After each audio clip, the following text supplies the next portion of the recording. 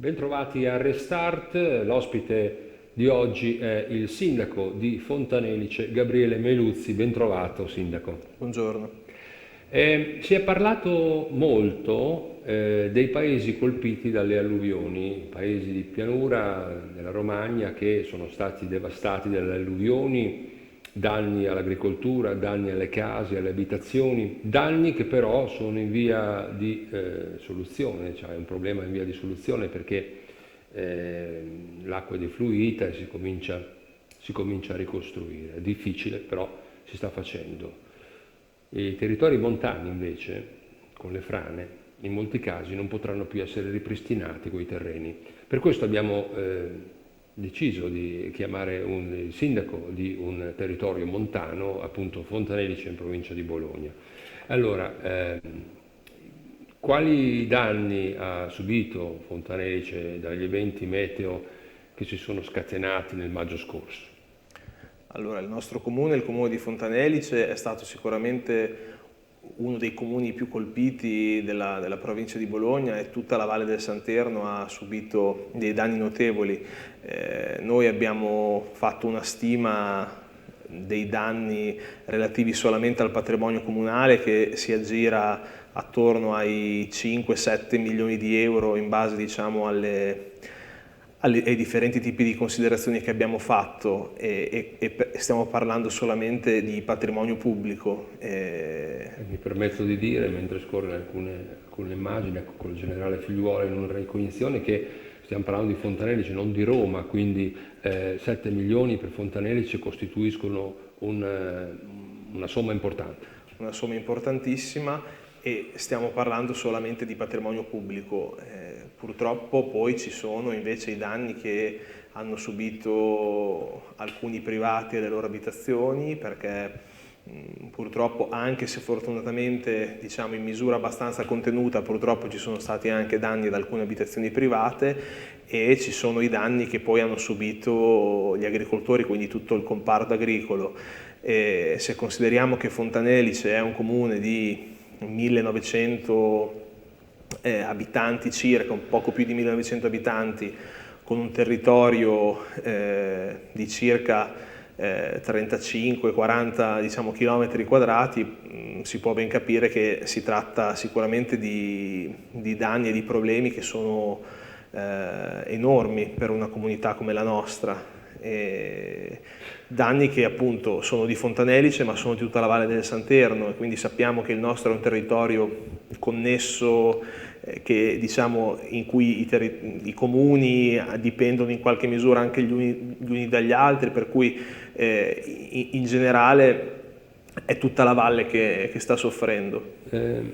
Tra i milioni di aspetti negativi di questi eventi meteo che hanno sconvolto un po' il territorio della vallata, uno positivo potrebbe essere quello che vi ha fatto ritrovare voi 4 sindaci tutti insieme uniti nello stesso intento, no? Perché c'è stata nell'immediatezza anche un consiglio comunale congiunto in Piazza Unità d'Italia a Borgo Tossignano.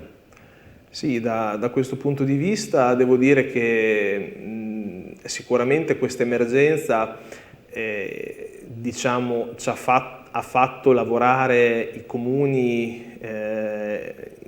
uniti, i sindaci uniti. Sostanzialmente siamo riusciti a mettere in pratica quello che spesso diciamo a parole, cioè che la valle deve stare insieme, no, per avere forza. In questo caso l'abbiamo fatto concretamente perché l'emergenza è stata gestita attraverso un centro, diciamo, sovracomunale che abbiamo costituito a Borgo Tossignano in cui ci incontravamo. Per cui oggettivamente in questo caso siamo riusciti ad unire le forze e quindi a fare in modo che dall'emergenza almeno potessimo, come posso dire, anche tirare fuori qualcosa di positivo, ecco. Abbiamo visto delle fotografie prima con il generale Figliuolo che è venuto in visita a insomma, nella Vallata del Santerno, non solo a Borgo Tossignano, soprattutto a Fontanelice, dove dopo parleremo di un comitato che si è costituito appositamente. Ecco, che impressione le ha fatto? e il generale Figliuolo è stato in visita ad agosto nella nostra valle, sia a Fontanelice che a Casal Fiumanese, ha visitato le aree più, diciamo, in cui c'erano i problemi maggiori. Sicuramente abbiamo avuto l'impressione che la struttura commissariale abbia a cuore i nostri problemi. E ci sono state date tante rassicurazioni rispetto alle risorse che abbiamo chiesto e che ci aspettiamo che arrivino in futuro. Alcune cose si sono mosse, però ci attendiamo che ci sia comunque un cambio, come posso dire, di passo, perché oggettivamente noi abbiamo bisogno di tante risorse che attualmente comunque non abbiamo a disposizione, per cui va bene diciamo aver ottenuto i primi ristori degli interventi in somma urgenza che i comuni hanno fatto anche con dei debiti fuori bilancio, ma assolutamente non basta, è solamente un primo piccolissimo passo, ci aspettiamo tanto di più, ecco. Ecco, questo tanto di più, questo futuro dovrebbe essere adesso, cioè entro settembre dovrebbero arrivare dei soldi, ma non sono ancora arrivati, no? Attualmente, a parte diciamo, i rimborsi delle somme urgenze, appunto, e quindi quelle somme che sono già state stanziate, non è arrivato nulla per i comuni. La cosa drammatica è che non è arrivato nulla nemmeno ancora per i privati, per le imprese, per gli agricoltori. E oggettivamente questo è un grosso problema, perché non possiamo pensare che... Cioè il comune ha le casse vuote. I comuni sostanzialmente non hanno ricevuto ancora nessuna risorsa, ripeto, a parte l'impegno per la copertura delle somme urgenze che hanno sostenuto, ma oltre ai comuni, ripeto, il problema non siamo solamente noi enti pubblici, ma il problema sono anche i cittadini, i privati, le imprese, gli agricoltori che dopo 5 mesi sostanzialmente non hanno avuto ancora nessun ristoro. La regia di Alessandro Brusa ci sta mostrando delle belle immagini della strada provinciale 33 detta Casolana, che collega Fontanelice con un altro comune molto colpito che è Casola Valsenio. Qui si è costituito un comitato ad hoc che si chiama Comitato SP33 Fontanelice. Questo comitato è composto da residenti, no? Un loro post è diventato virale sui social, anche a loro erano state fatte promesse, ma siamo punti a capo. Allora, in realtà le promesse fatte al comitato devo dire che hanno avuto uno sviluppo, nel senso che è vero, si era parlato di riuscire ad intervenire. Si tratta di un lavoro che riguarda la città metropolitana, perché quella è una strada provinciale.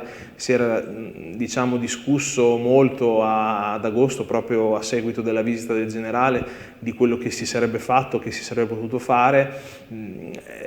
È passato, diciamo, un po' di tempo, inizialmente in maniera molto, come posso dire, anche rosea. Pensavamo che subito dopo Ferragosto si sarebbe intervenuti. In realtà i lavori sono partiti a settembre, però attualmente i lavori sono in corso.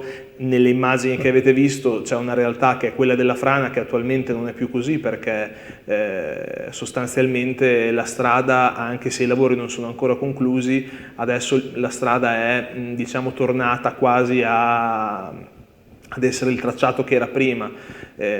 Quindi, è parzialmente percorribile?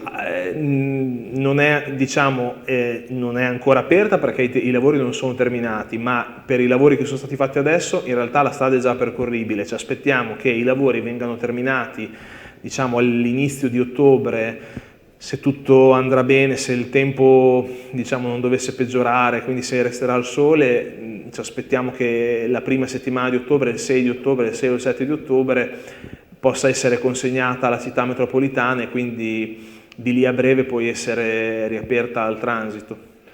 Ecco, lei prima ha accennato a danni subiti nel territorio comunale di pertinenza del comune stesso, ma danni ovviamente anche a imprenditori e residenti del territorio. Sappiamo che alcuni terreni non potranno più essere ripristinati, c'è stata una perdita di valore, insomma, come queste persone che fine faranno, cosa faranno?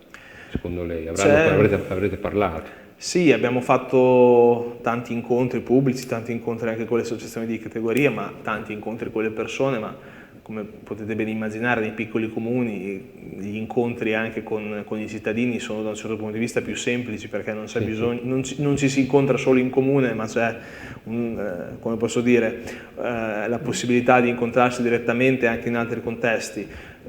Sicuramente c'è tanta incertezza, perché ripeto, dopo 5 mesi davvero le risposte rispetto ai problemi dei privati, degli agricoltori, sono state poche e insufficienti.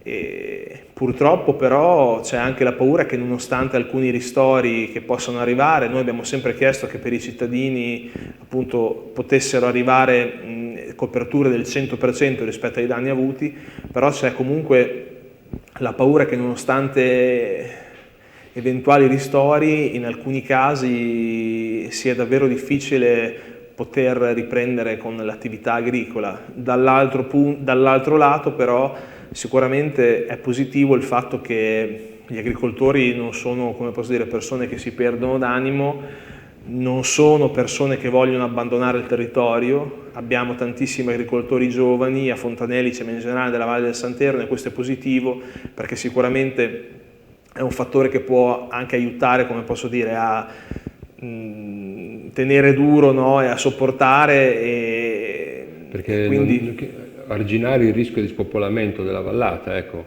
Si parla di ripristino della strada, no? Lei prima ne ha fatto cenno. E il Presidente della Regione Bonaccini ha sempre esortato il governo, insomma, per una messa in sicurezza del territorio prima dell'autunno o dell'inverno, che gioco forza porterà altre piogge. Ecco, ma ripristinare la strada come era prima probabilmente non basta. In questi lavori sono stati fatti dei drenaggi, ci sono... Allora, il punto è che sostanzialmente i lavori che sono stati fatti dalla città metropolitana, dai comuni stessi, sono lavori che sono stati fatti in somma urgenza, per cui per dare delle risposte nell'immediato. È logico che finché non sarà attivata la ricostruzione vera e propria, per cui appunto abbiamo chiesto tantissimi fondi, ma di cui ancora non si sa nulla, e immaginiamo che la ricostruzione vera e propria non partirà nel 2023, ci auguriamo il prima possibile, ma purtroppo non nel 2023, perché ripeto, non c'è ancora molta chiarezza rispetto a questo. Quindi i lavori che sono stati fatti fino ad ora sono lavori appunto in somma urgenza, lavori fatti per tamponare delle situazioni di rischio. È logico che in qualche modo adesso che avremo i rimborsi delle somme urgenze, che potremo utilizzare anche le risorse ricevute tramite le donazioni, potremo fare dei lavori ulteriori per cercare di resistere durante l'inverno, ma la sostanza è che si sarebbe dovuti intervenire da subito, inteso a luglio e agosto, per fare in modo che i lavori fatti in somma urgenza non venissero vanificati e, come posso dire, e ci fosse già una sorta di prospettiva migliore per l'inverno. Dato che non è stato così, purtroppo dovremo resistere, cercare di fare dove possiamo qualche miglioramento dei lavori che abbiamo fatto, e poi sperare che il prossimo anno, se davvero riusciremo ad avere le risorse per la ricostruzione, le cose non siano peggiorate, perché altrimenti sarà ancora più difficile. Siamo in chiusura. Un'ultima domanda sul contributo di immediato sostegno. C'è stata una fase di acconto, no? Entro il 31 ottobre avrebbe dovuto essere completato anche l'iter delle domande di saldo. Ci sono novità? Sì, gli acconti, come ha detto lei, sono già arrivati ai cittadini che hanno fatto richiesta per il contributo immediato sostegno per il CIS.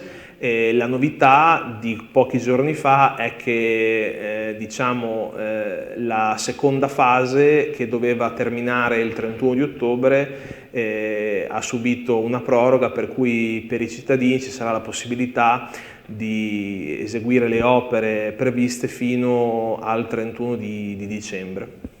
Bene, questa almeno chiudiamo con una notizia positiva. Grazie Sindaco Menuzzi di essere stato in nostra compagnia, e noi invece ci rivediamo alla prossima puntata.